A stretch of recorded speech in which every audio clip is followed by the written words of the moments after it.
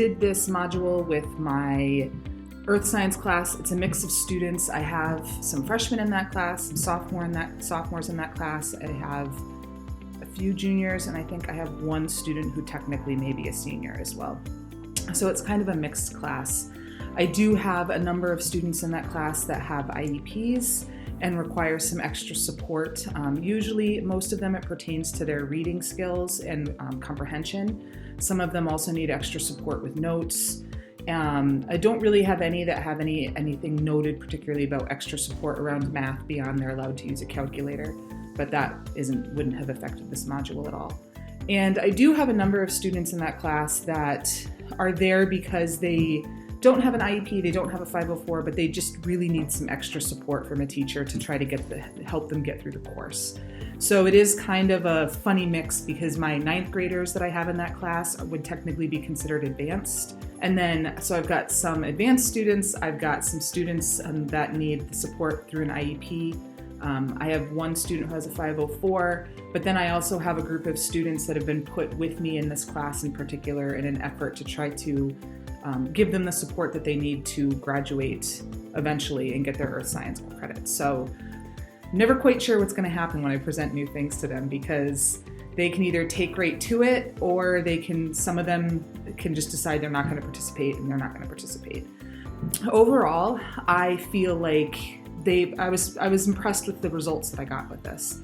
I will say that I did it over one class. My plan had been that this spring, when the weather warmed up enough and the ground dried out, we are fortunate enough to have a whole bunch of hiking trails right around the school, and I was going to take them out to do a whole bunch of in-person diameter at breast height work with the woods that surround us so that we could do some of the calculations based off the real-life data that we have here.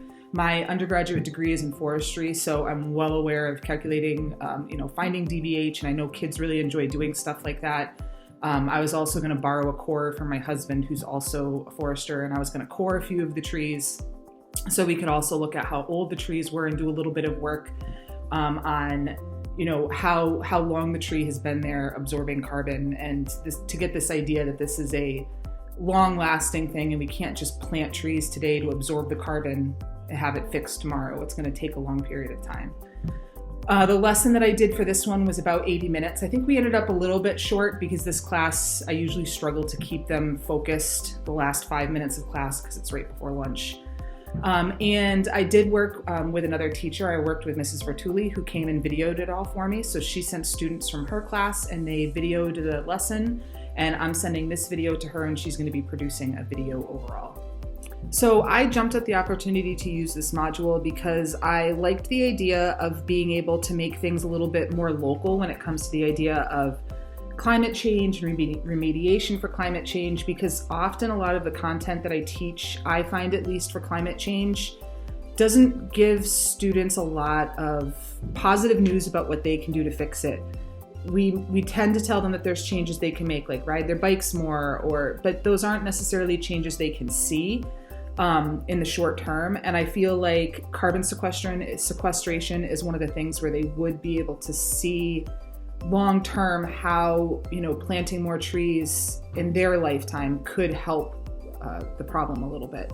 I also jumped at it because my husband's a forester. My background's in forestry, so I always love being able to bring that content into Earth Science. And I also this year have a number of students who are actually really interested in going into forestry and have actively asked me a lot of questions about my experience going to school for forestry, what my husband does for a job, what my husband has done for a job, because what he's done over the years through forestry has changed. I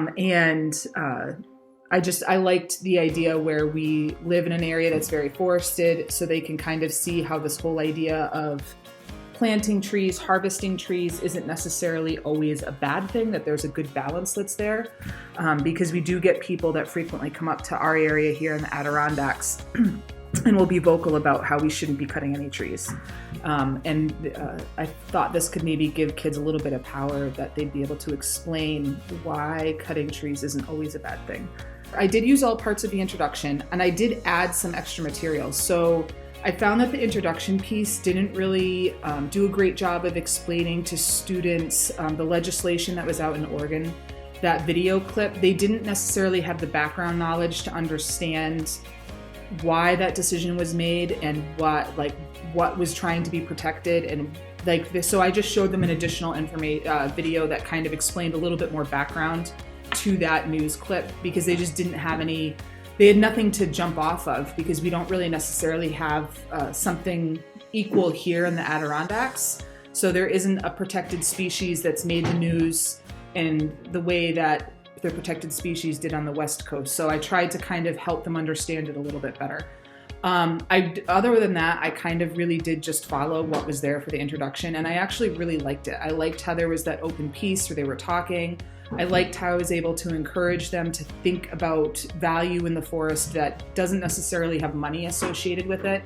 And then later on, I really liked how we could start to talk about how things like going hiking in the woods, which are something that you traditionally think of don't have value, do actually have some value, because people go and buy the materials to go hiking, and they drive to the community to go hiking, and they buy food to take with them to go hiking. So there is money involved in those tours and things that, seem on the surface that they would be free to use the forest for, but there's other industries that support them that provide and drive money for the community around it. So I really, really liked that. I liked how it really got kids thinking, and I really liked how in touch some of the kids were with forest just being a really pretty and relaxing place to be. A lot of them, of course, thought about things like maple syrup and lumber and paper, like all those products that I would expect them to come up with, but I was happy to see that a lot of them were able to come up with things that didn't provide some tangible. It was more a feeling that it gave them. In this group in particular, I wanted to take some time to see if I could simplify some of that math. I know I can get them all to measure diameter of breast height accurately. I know I have a number of students that would be able to do the calculations. My students do have a really good knowledge of spreadsheets, because I actually do a ton of work with them with Google Sheets, which has a few limitations. It's not as great as Excel, but I can get them to do what I need them to do. So I was just going to take a little bit of time. That's why I was waiting to do the DBH and the actual working in the woods portion until I'd had some time to kind of make the math portion, once they figure out diameter at breast height and the height of the tree, to make that math portion a little bit easier to understand. Because I know that would be a stopping point for some of the students. They would see some of that math and they'd be like, nope, not doing this anymore. And if I could just put it in a spreadsheet and make it so that I explain what it's doing, but maybe they just plug some numbers in, that I would get some of my reluctant learners to keep coming along for the ride versus seeing the math and being like, that looks like geometry. And I'm not doing that. Because I have kids in that particular class that would do that. I'm hoping that maybe we'll get back in time that I'll still be able to do that. If not, I am already kind of starting to work on them going out and maybe getting some of these measurements from trees in their yard, and we'll make a virtual forest that way. I'm not entirely sure how that's going to work yet, but I would like to kind of finish this up, because the last unit that I'm planning to do is going to focus heavily on climate change and try to make this a little bit more personal, especially since we've moved to there are going to be no junior regents, so I have a little bit more leeway in my curriculum, and I don't necessarily have to follow the strict structure that I have to follow in order to make sure they are able to answer questions on the regents. I can kind of wander the path of earth science a little bit and encourage them to explore their world, and I was going to do some of that through climate change. I've already done some of that through some of the other lessons that we've presented. So I'm hoping that we can finish up that second part where we're actually doing some more calculations and determining how much carbon the trees in our area are able to hold. Other than that, I really liked the lesson. I liked how it encourages kids to kind of look more local instead of looking at this broad worldwide data, which is what I'm always presenting as part of climate change.